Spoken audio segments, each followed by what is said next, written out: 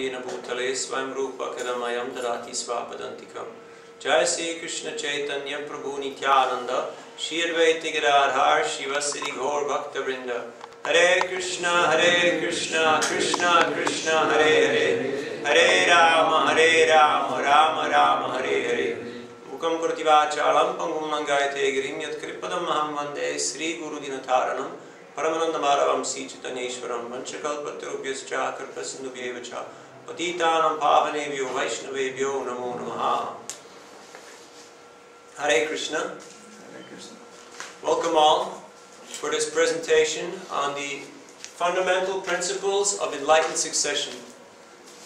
Over the course of the last few months, we have been studying in Srimad Bhagavatam two main lines. The lines of great kings and their descendants, and also the lines of spiritual teachers, spiritual masters, and their disciples. These are the two lines that are very evident and apparent in Srimad Bhagavatam. Today, we will discuss and analyze some of the principles that are given in these first 6 cantos of Srimad Bhagavatam, and then we will also explore, to some extent, how they are applicable in our own ISKCON society and in our own personal lives. First, what is the need to talk about succession? Isn't that something that just happens by letting nature take its own course? That old teeth fall out and it pains and new teeth come. But some things are more painful than others. So we will get into these different phases of transition which are there. There's a saying that transitions are always difficult. Like when you start something, it's difficult. And when you want to finish it, it's also difficult. And to have a transition between one part and another part is also not always easy. What is the need for succession? In our society today, we can see that political leaders are rapidly changing, kings are handing over, and also in our own organization, we can see that talks of successions have begun, and people are starting to wonder, how will things go on after me? And how can we ensure continuity? The word succession comes from Latin succedere, and it means to come close after. Coming close after. What follows closely after? To succeed. And it's interesting that the word succession and the word success have both the same root. In other words, we can say, if you want to succeed in life, you need succession. Because the success of any venture depends on the continuity of the effort. We're only here for a very short time. Some of us, actually most of us, are already in the second half of their life. Like Lord Brahma, he's also in the second half of his life. A little bit longer, but in the second half, nonetheless. So as devotees, we should have a sober approach to these topics. And if you want to have success, succession should be part of our methodology. Now, as devotees, we're basing our methodology on what? What is our methodology based on? Our ethos, our philosophy, our way of life. What are we basing it on? Guru, Sadhu Shastra, yes. Which Shastra in particular? Srimad Bhagavatam, yes. And which Sadhu in particular? Anybody coming to your mind? Yes, Srila Prabhupada. Because he's our founder Acharya. He's the person who gave us whatever we have is coming from him. Can somebody read? Please. At least don't make me Alexander the Great in my lifetime. What was Alexander's problem? Can somebody tell us? Yes, he used to conquer one state, leave it to conquer another one, and the previous one is taking over. So he's just wasting his energy. So what does Prabhupada want to tell us when he made this quote in July of 77? he wants a continuity, proper management of his organization. So there's Yes. no waste of energy, waste of time, waste Yes. of resources. Because Srila Prabhupada, he conquered the world with Krishna consciousness. It's a fact. He spread Krishna consciousness all over the globe. He opened over 100 temples and communities. And he was obviously concerned that how will the movement go on? So he had great vision, because a leader is a visionary. So he saw that there is a very great need to carry this movement into the future for the next 10,000 years. That is the prediction, that the Sankirtan movement will last for 10,000 years. So, in modern society, there's so many different value systems, and they're all very relative according to time, place, and circumstance. Success is defined by different yardsticks. But our yardstick being the Srimad Bhagavatam, so for us, success and succession is based on Srimad Bhagavatam. And in this verse of the Bhagavatam, Savai Pumsam Parodharmo Yato Bhakti Radokshaje Ahaitukya Pratyata Yanatma Suprasidati, it is explained that the supreme occupational dharma for all humanity is by what man can attain to loving devotional service to the Supreme Lord. In other words, this is our success. This is what we're aiming for when we're talking about success and succession, and how to help others to achieve that in their lives. In the same way, Srila Prabhupada defines failure in the Bhagavad Gita purport to first chapter, text 42. Would somebody like to read this? Therefore, the breaking of the Sanatana Dharma tradition by irresponsible leaders of society brings about chaos in that society, and consequently, people forget the aim of life, Vishnu. Such leaders are called blind, and persons who follow such leaders are sure to be led into chaos. So success and failure, we need to see both. And if we want success in life, not only do we have to base our own life on the Srimad Bhagavatam, but as a society, as an institution, we should also make sure that we adhere to the value structure that's given in Srimad Bhagavatam.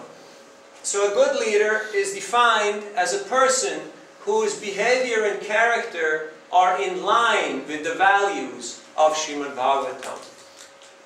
And these are also the fundamental principles of enlightened succession. What we're going to do next is we're going to look at some success stories from the Bhagavatam of exemplary personalities which are illustrating these points.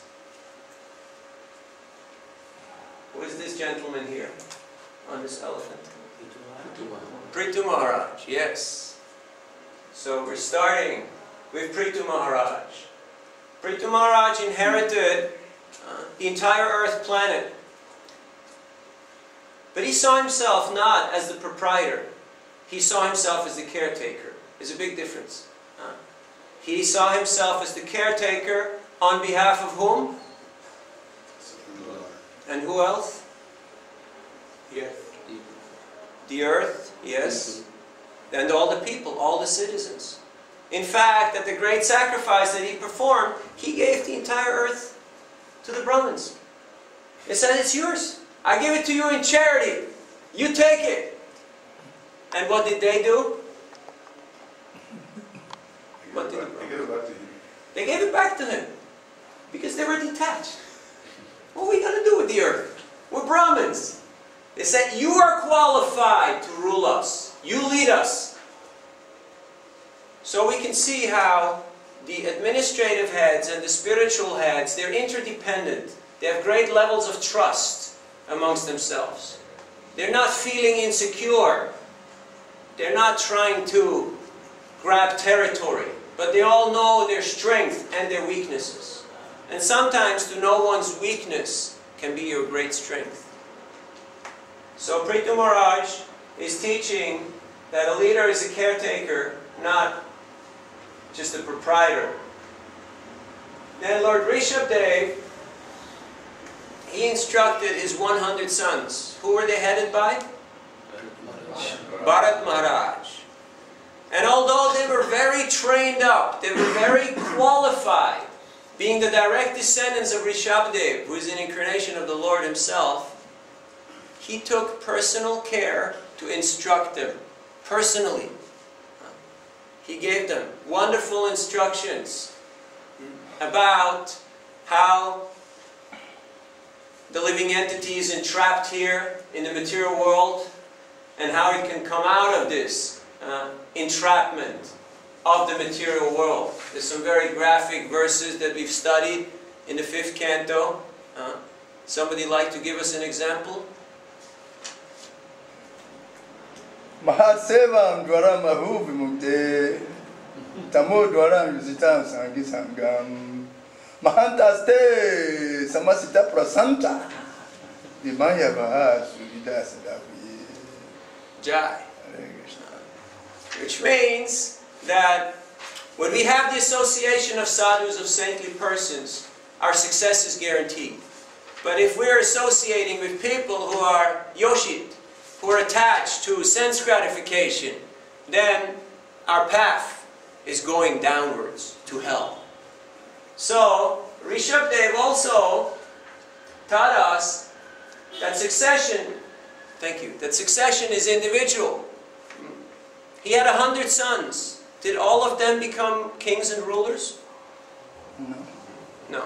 How many became kings and rulers? 10 of them. 10 of them. And the 90 other ones? Renounced great brahmanas and great preachers of Srimad Bhagavatam.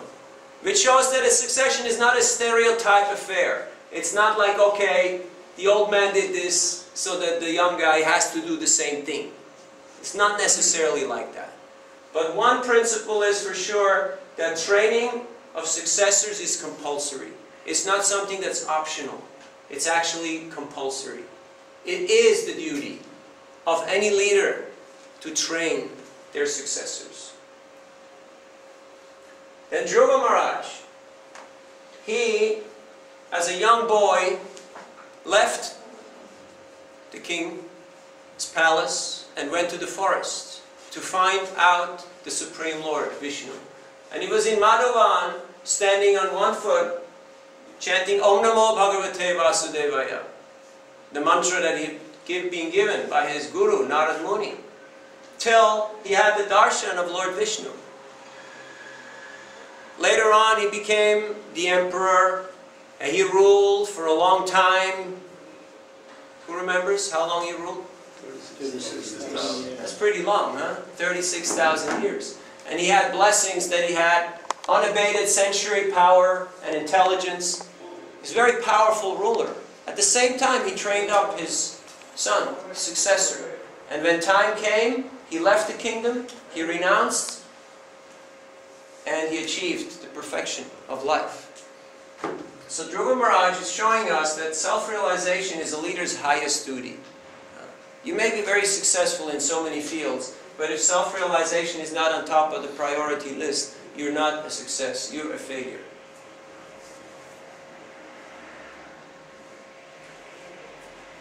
Now one may wonder, how come Chitraketu Maharaj made it into the top 4 success stories of the Bhagavatam?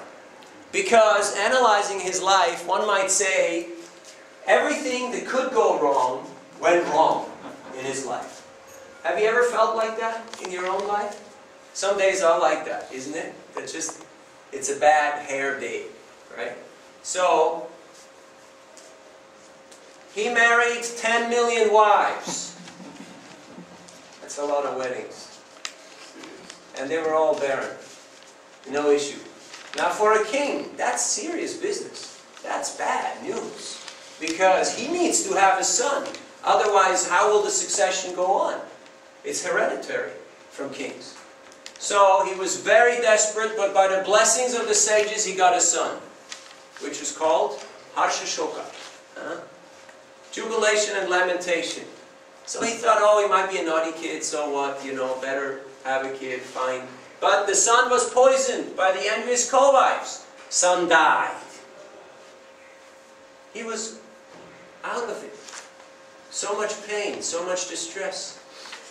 Later on, he got cursed to accept the body of a demon. Vritrasura.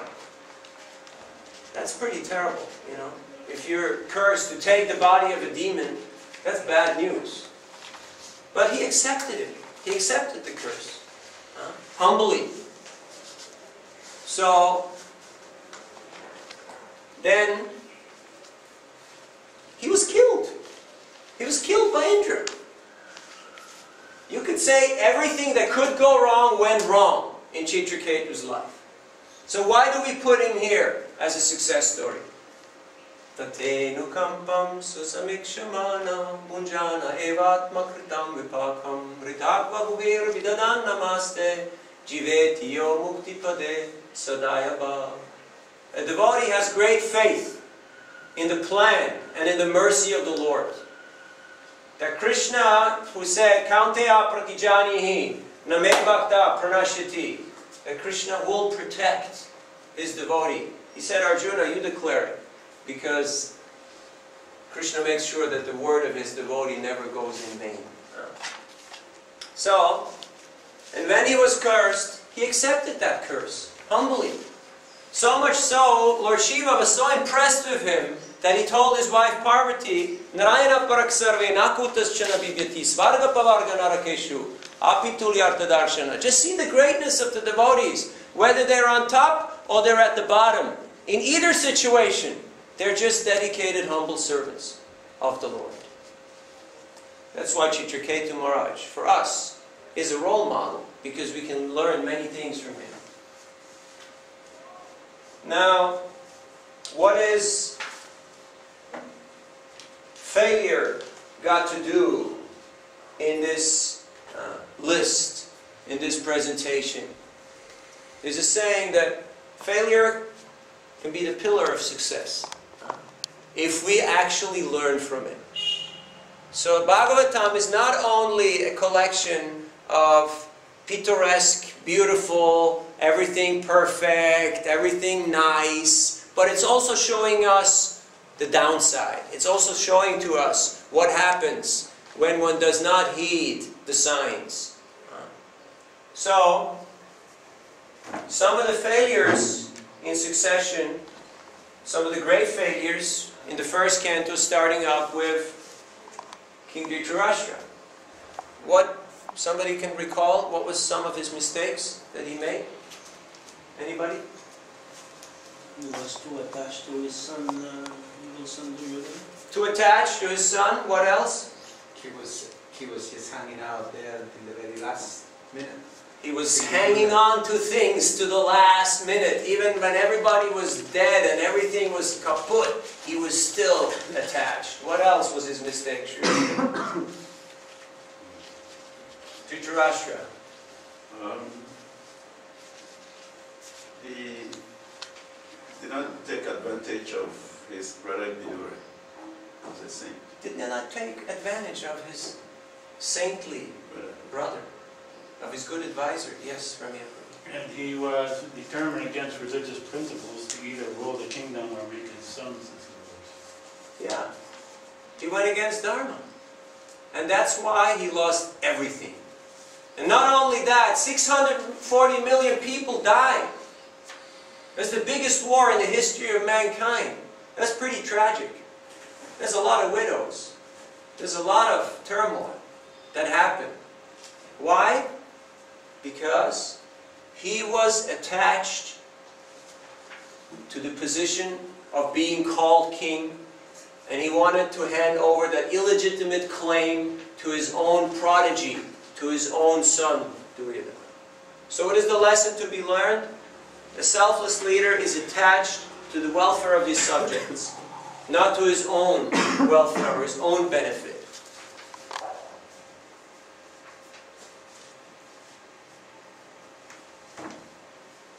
King Vena. What was King Vena's problem? Envious. Who was he envious of?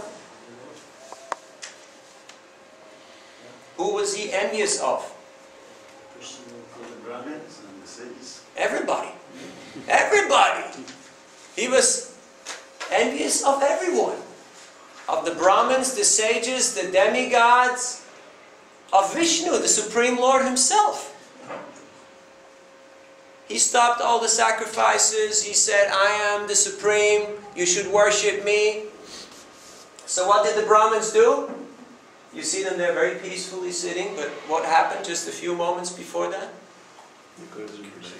They cursed him to die with high-sounding words.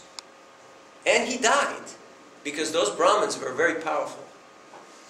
And he received, this is Prithu Maharaj, taking his advent from the body of King Vena.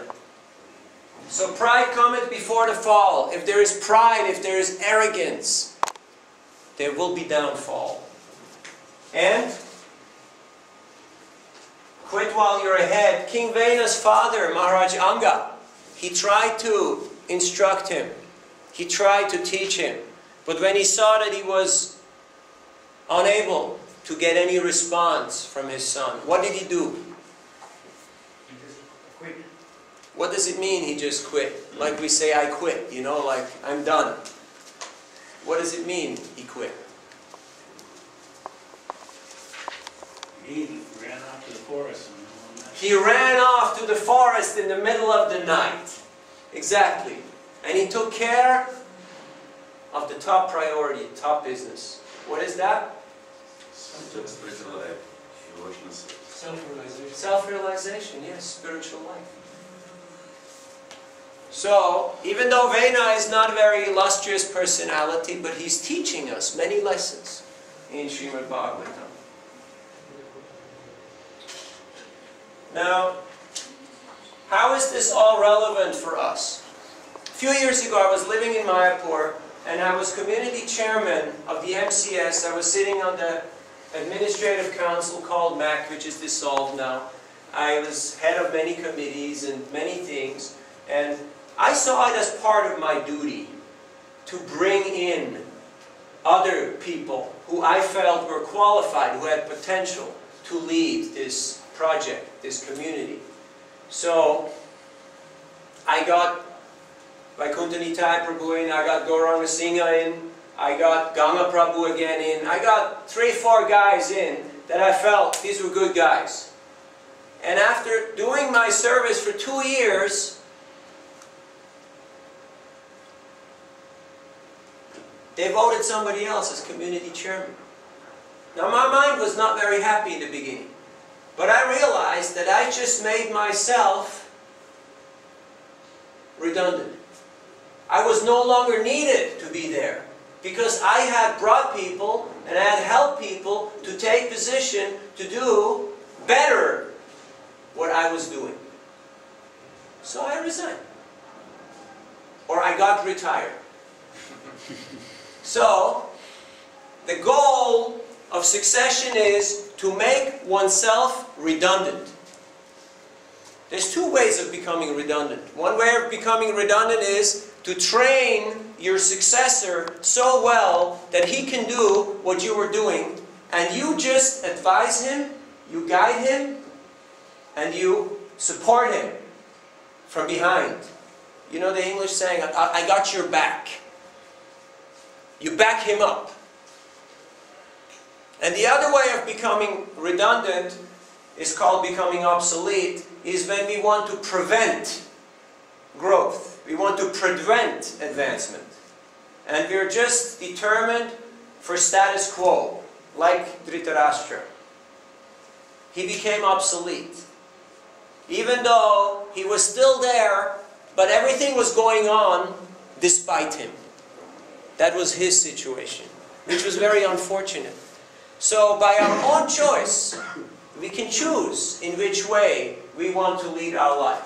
Now, Srila Prabhupada, he has given us,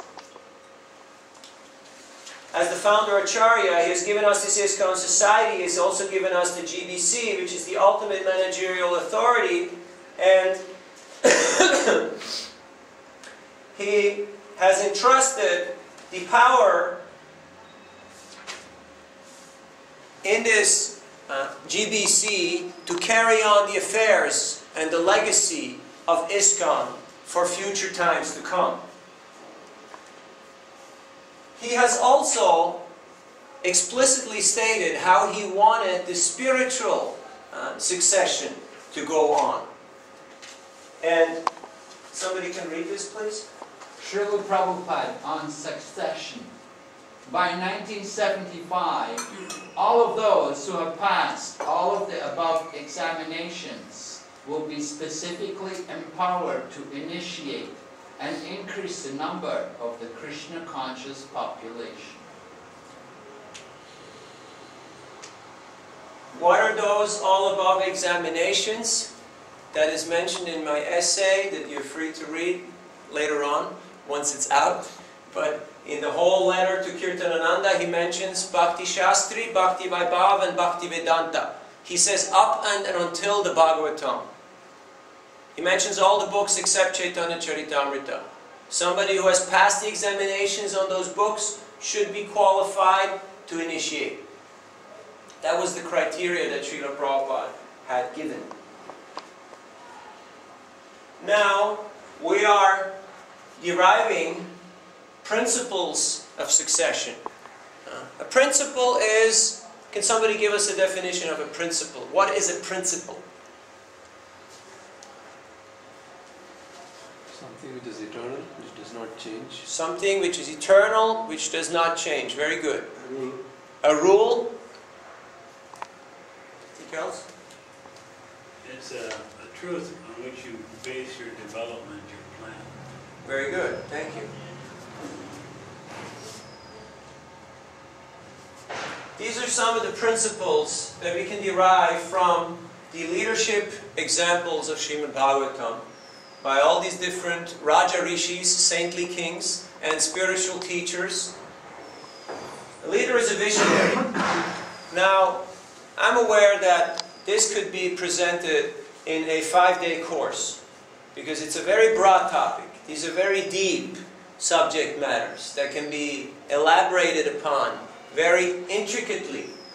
But I just want to show you as an overview that succession is not just a nice word, but it's something very intrinsic to our tradition, and it is based on these values.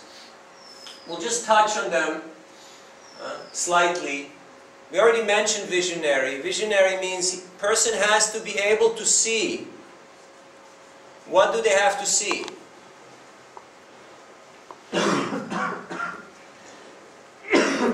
Yes? How things will go on. How things, first of all, what is the goal? Where are we going? What's the goal? And how can we get there? What's the process to achieve the goal? How to inspire others to follow them to get to the goal. That means to have vision. Open communication. Srimad Bhagavatam is primarily what? What is the format of Srimad Bhagavatam? Question and answers. Questions and answers. That means communication. There's questions and answers. There's dialogue. There is testing going on. There's probing going on. There's doubts. That means open communication. This is a principle for a leader.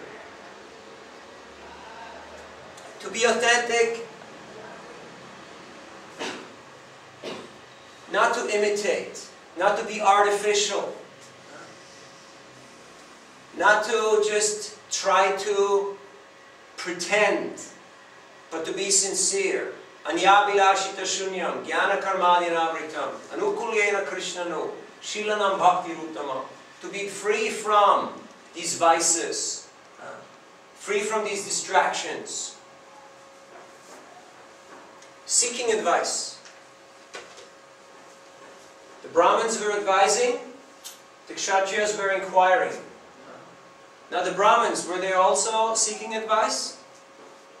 From whom were they seeking advice? From their peers. their peers, their superiors. Okay? Shastra. Roots are the Shastra. Shastra. Shastra. In other words, nobody can exempt themselves from seeking advice. If you want to progress, have to seek advice. Detachment is a principle. We saw how the kings renounced, they were the caretakers, and the Brahmins, naturally, they were detached by their modus operandi. That was their default mode. You know Chanakya Pandit? He was the chief advisor of Chandragupta. But he did not live in the palace. He stayed in the forest. He stayed in his own hut. So detachment is a principle. Tapasa brahmacharjena shamena chadamena chatyagena sapasochabhyam yamena niyamena va. To concentrate the mind, one must observe a life of celibacy. These advisors must have a controlled mind. They cannot be swayed by public opinion, by vox populi, by whatever is profitable, or whatever is en vogue, whatever is modern today. They have to have a very clear moral and spiritual compass, which is given by Shastra. To actually, I wrote devotee care, to actually care for the people, to have a caring attitude, is a principle of succession. Who do we have to care for? It was mentioned initially in the beginning. The earth, the people, the prajas, which means everybody. We cannot say, I don't care. This mantra should not come over the lips of a leader. I don't care. Because caring is a principle. Accountability. Why do we have accountability? Can somebody? You're responsible. Okay.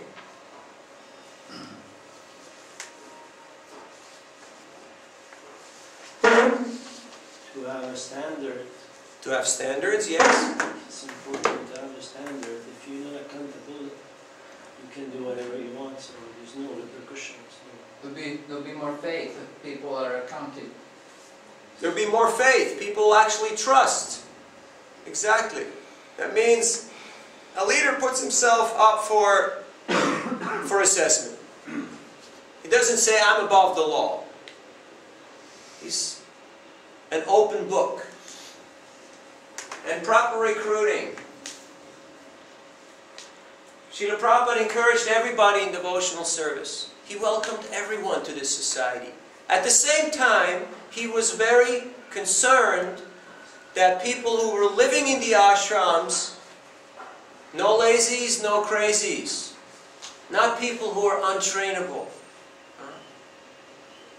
So these are principles, proper recruiting. Just like the kings, how did they recruit their successors? Married a good wife. Married a good wife, had good progeny, got them educated, and then the best one amongst them would become the ruler. Like that. And ongoing training and education is not something that just happens when you're young and you go to school. We have a story from Srimad Bhagavatam, we know, from Mahabharata also, the Pandavas, they went and they got further education from different teachers.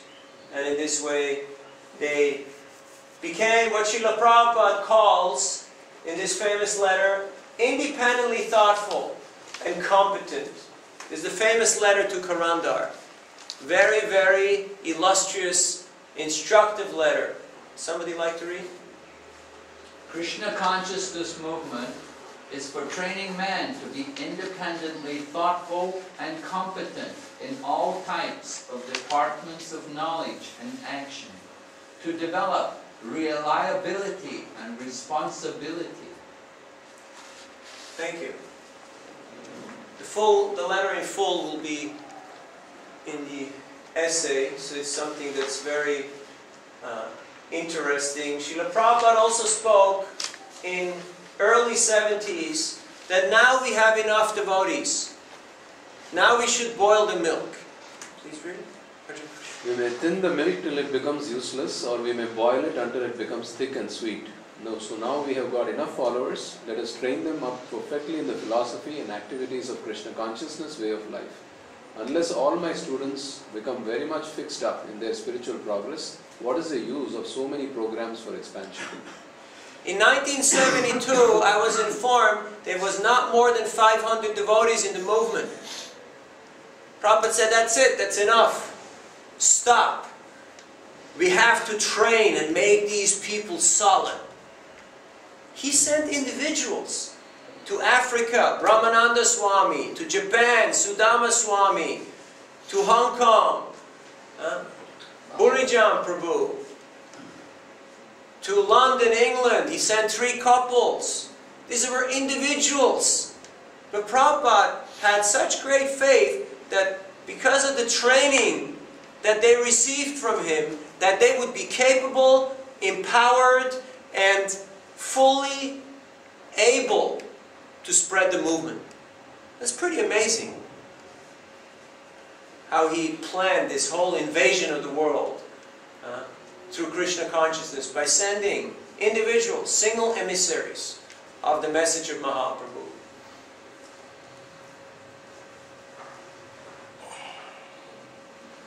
Comes now some reflections on succession, and we'll have a few discussions. History tends to repeat itself. In the 50 years that our Krishna conscious movement is being present, in fact, this year, 2015, the 50th anniversary. 50 years. There's some history there.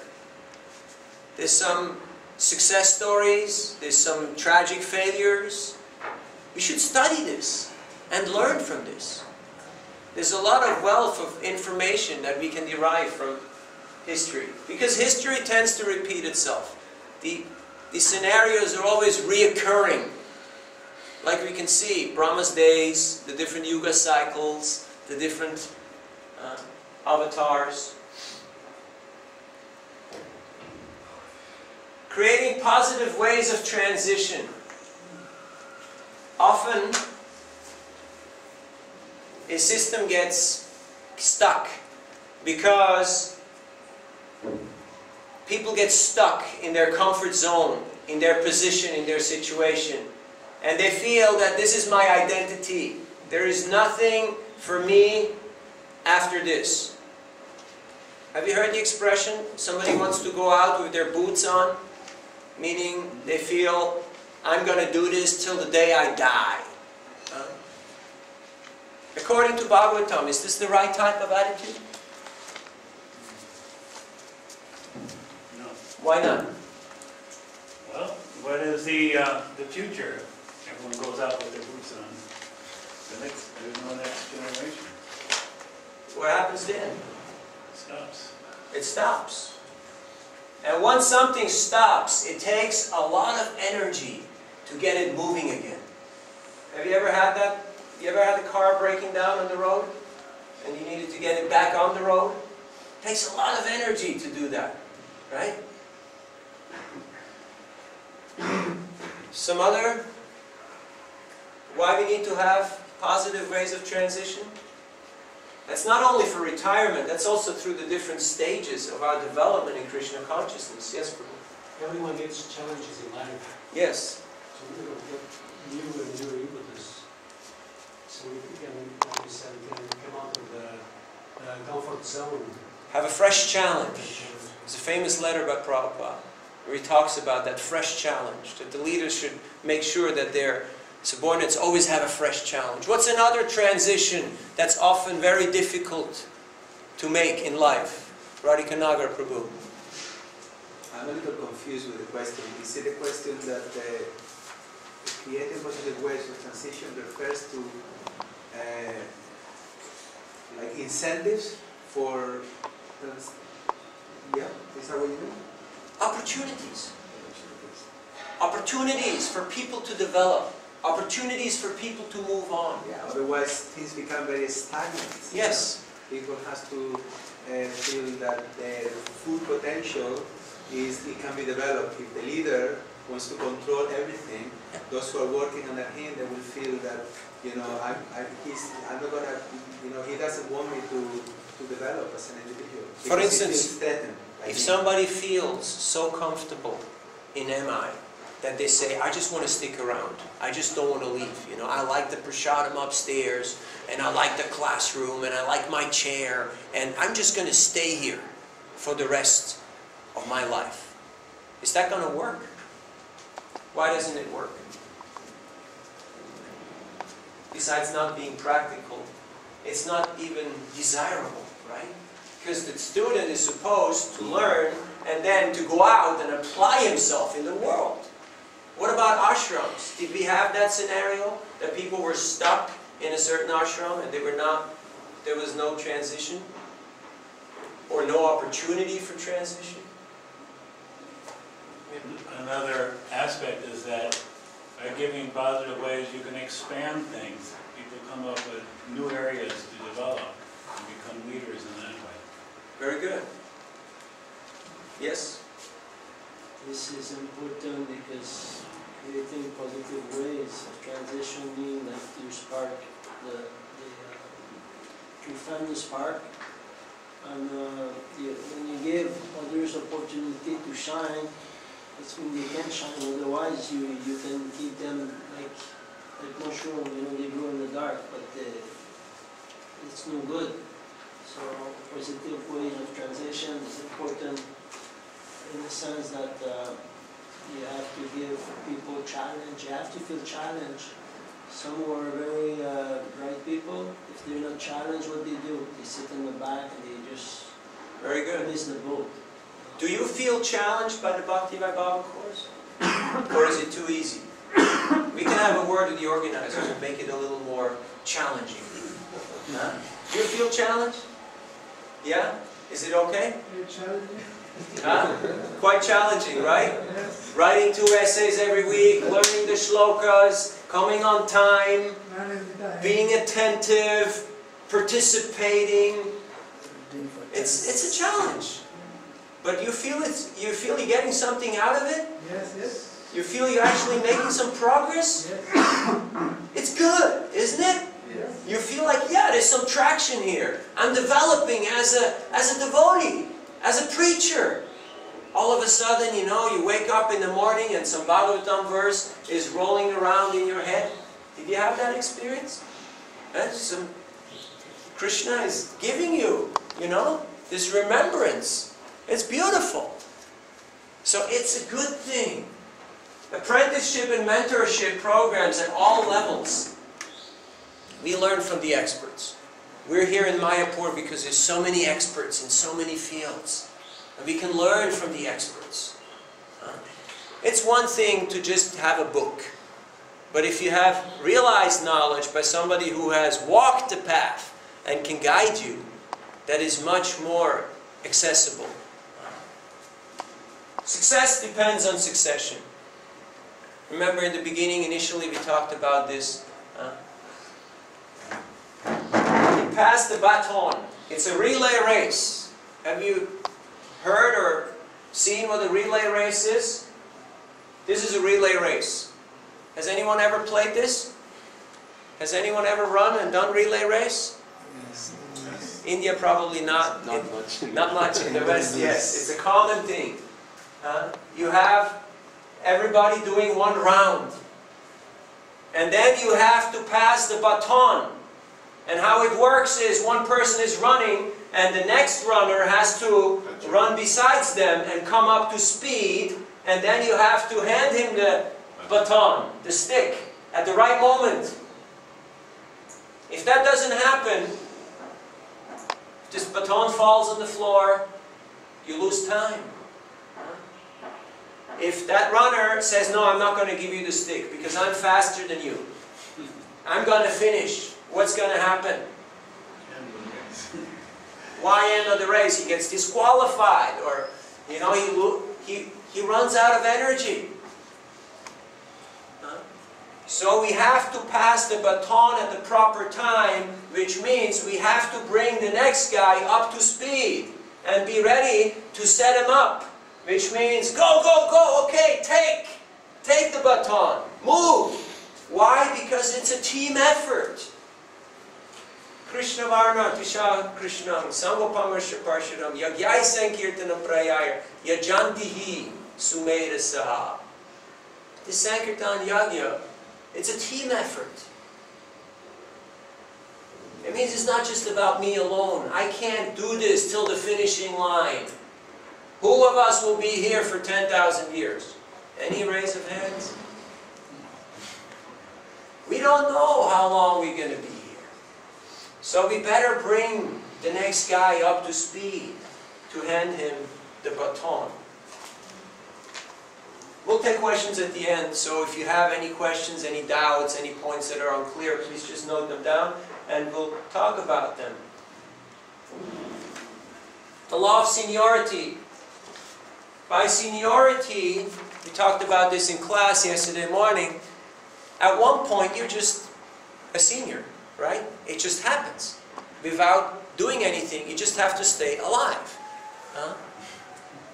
I mean, a few years back, I was 15 years old when I joined, and I was always the kid.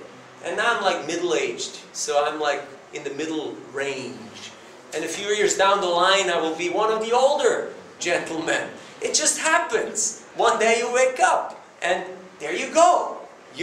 Everybody addresses you in the formal way, you know, like they have it in Bengali and in, you know, in Portuguese and in French and in German. Not in English, because in English everybody's the same, right? It's all equal. But some people are more equal than others. So, the law of seniority, but are we trained? Are we actually qualified to take over from the previous generation? Somebody comes to you and says, Prabhu, I would like you to run from today on this temple. Do we know what that means? Or this project? Take care of this responsibility. Are we trained? It doesn't just happen by time. One has to make a conscious effort. The graveyards are full of indispensable men. Somebody knows from whom this quote is? This is de Gaulle. It's a French statement. He said, the graveyards are full of indispensable men. Everybody thinks, I am indispensable. The world cannot go on without me. And what happens? It's in the graveyard. He's in the graveyard. Or at least his body is in the graveyard. His soul moves on. So, we cannot subscribe to this mantra, to this philosophy, that we say, I will be here forever. Because history proves us things are different. We already talked about the two ways of becoming redundant. All things must pass. Have you ever felt slightly constipated? Or is it just me? It's something that's reoccurring, especially in Vata constitutions. When you travel and your Vata goes high, you become constipated and things don't move. So sometimes in organizations, similar scenarios can happen where there is constipation on an organizational level and things don't move till nature takes its own course. But there's usually some pain involved. Sometimes there's a lot of pain involved. So, in order to make sure that that does not happen, we should drink sufficient water and we should ensure that there are transitions, that there are ways of progression. International Society or Indo-Slavic Society for Krishna Consciousness. Right now, outside of the Slavic community and outside of the Indian community, we are hardly making any devotees in the world. Could that pose a problem to Srila Prabhupada's vision on succession for ISKCON? In which way? Well, you need to have a homogeneous society of all the people. So if you have only a few representatives, then it can get into a different mode in the sense domination and other aspects. Okay. Creates confusions. Thank you. A success story in ISKCON is Calcutta. I'm not sure how many of you are aware of the fact, but Calcutta, they brought in a whole new team, 30 devotees from Pune. And under the leadership of temple president's name? Acharya Ratna Prabhu, and with the backing up of Dayaram Prabhu, Calcutta temple has come and flourished, has soared to a new height, has excelled. You can go there and see for yourself. Which shows that if there is one person who has a vision and who facilitates transition, great things can happen. Somebody read this, please. Unity in diversity. If we keep Krishna in the center, then there will be agreement in varieties. This is called unity in diversity. But if we fight on account of diversity, then it is simply the material platform. Please try to maintain the philosophy of unity in diversity. That will make our movement successful. Thank you. So ISKCON's success or failure depends on whether we follow the examples of Dhruva, Prithu, Rishabdev, or we follow Vena and Dhritarashtra. The choice is ours. It's a daily choice that we have to make, individually and collectively. Srila Prabhupada wanted Varnashram College. He wanted that there was an institute which would train the future leaders of this movement. Right now talks in ISKCON have begun about succession. MI is trying to help with this endeavor. We have the LEADS program in India. There is a few things that have started out of this discussion. It is up to the present leadership and also the devotees to actually make an endeavor so that we can implement the principles of succession in our society. So there are some questions for introspection. We're skipping them because of a lack of time, but they will come up in the essay. I'd like to do a mind exercise for just a couple of moments. You got the bad news that you only have 3 months left to live. How would you spend those 3 months? Just think about it.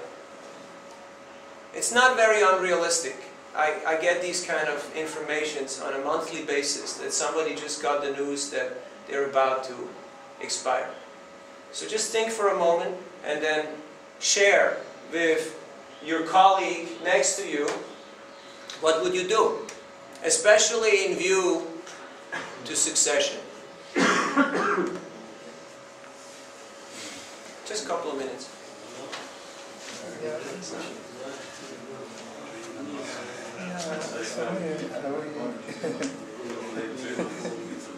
Well, you want to get some nice association. To come and be part of what you are doing, so that you can learn basically between them, if I'm to this side, I will give them continue from there. Have to give out everything, all the techniques and service. Switch over if you have not yet switched. What I will do is the same.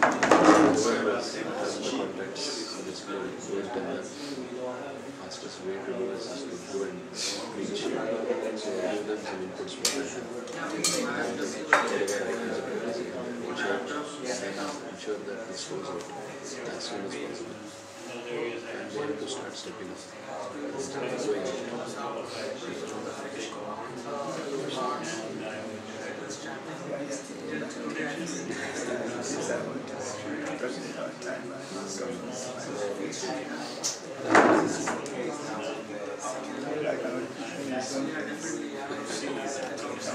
This you will take it. Maybe you can do some small change. Just like the question there.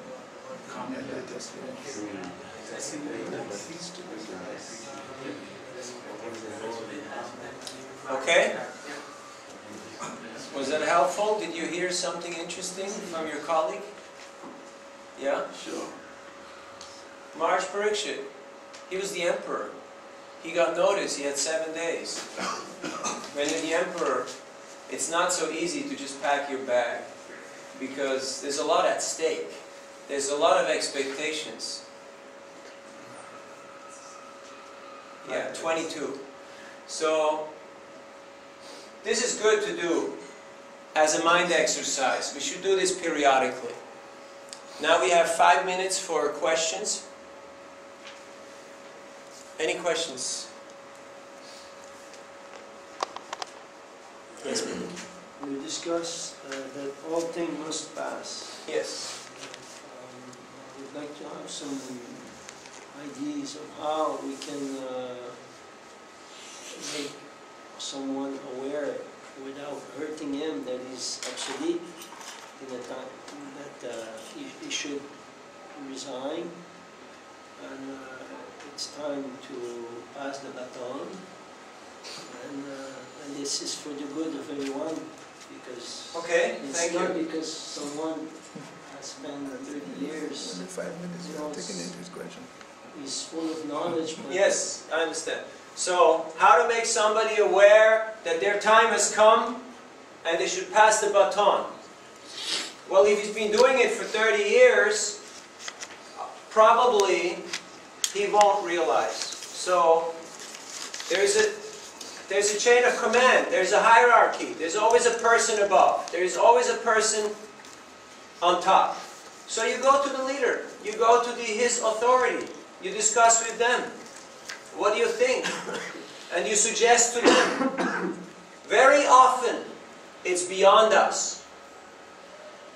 We can suggest, we can try to bring up the topic, we can speak principles and values, we can give some examples, we can ask people, Prabhu, what do you think? What would you like to do in your life if you would have the options? Like, let's just say, mind exercise, you have the freedom to go where you want to go, to do what you want to do. What would you like to do for Prabhupada? What would you like to do for Krishna in your next 10, 20 years? Do you have any ideas? Or would you just like to stay here and continue doing as you're doing? yes, I really want to stay. So, some people will go out with their boots on. It's a reality. We're not the controllers. We're the servants. But we can try to help. Krishna, he is the doer. He is Karta. He's the one who is controlling things.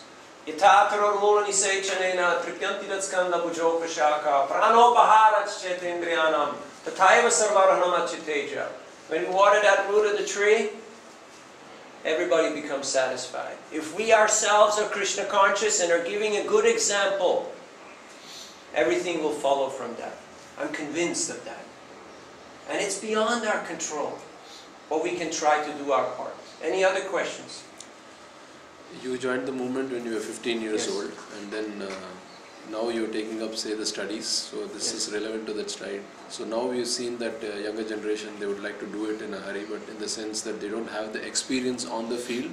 So how do you think they should actually take up these future degrees to satisfy Srila Prabhupada as well? There has to be a balance, you see. You cannot just do study, you have to also practice, you have to implement. Otherwise it becomes theoretical and there is no realization. Very often people just go for degrees and diplomas, but they have very little practical realization and knowledge in the field. So I advise the younger generation to take their time, spend a few years on Sankirtan, go preaching, do something. Surrender to the mission of the spiritual master and get empowered. Feel that potency that comes when we actually take that dust. And what is the dust? What is that dust? It's taking the instruction, the mission of the spiritual master on our head. That means to actually become empowered. It's not about how much we know. or how many people we know, or who nods or greets us when we go somewhere. Realization means knowledge of the subject and being able to apply it with the faith that Krishna is the doer and He is the person whom I'm trying to satisfy with my activities. Answer. 22, we have 2 minutes. 1 minute. Okay. So,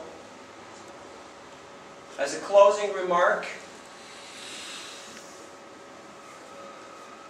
with a significant generation turnover ahead of us, this issue of succession is very relevant to all of us as a society and also as individuals, because we never know when our time is up. So, by adhering to the principles and values from Srimad Bhagavatam, we can actually have a successful life. And that is what Srila Prabhupada wanted us to have. He wanted us to chant Hare Krishna and be happy and go back home, back to Godhead. That was Srila Prabhupada's vision for every member of this society and for all the people who come in touch with this society. By leading exemplary lives based on the principles of Srimad Bhagavatam, we can be such role models and we can help other people to also guide their own lives in the light of the Bhagavatam. Thank you very much. Hare Krishna. Hare Krishna. Hare Guru. Sadhu, sadhu.